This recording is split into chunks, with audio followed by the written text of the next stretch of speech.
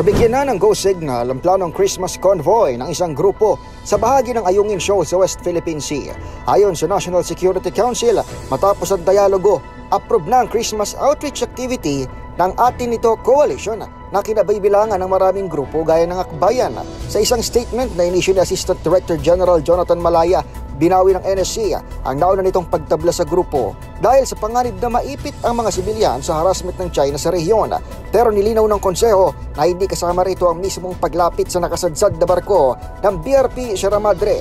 Papayagan lang umano ang Christmas convoy sa bisinidad ng Ayungin hanggang sa iba pang island features kung saan may komunidad ng mga Pilipino at may nakadeploy na sundalo. Maghahatid ang koalisyon ng supply sa mga Navy personnel ng Pag-asa Island na sila namang mag-turn over ng mga regalo sa BRP Sierra Madre kasabay ng susunod na rotation and resupply mission. Natitiyak ng NSC na makapagdadala ng saya ang Christmas convoy sa mga frontliner at naingisda sa teritoryong sakop ng Pilipinas sa exclusive zone ito. Nang tanungin naman ng media patungkol sa usapin, no comment muna si AFP Chief of Staff Romeo Bronner Jr. bagamat tiniyak ng NSC ang kaligtasan ng mga sibilyang maglalayag. Para sa kauna-unahan sa Pilipinas DZRH, ito si Edniel Parrosa.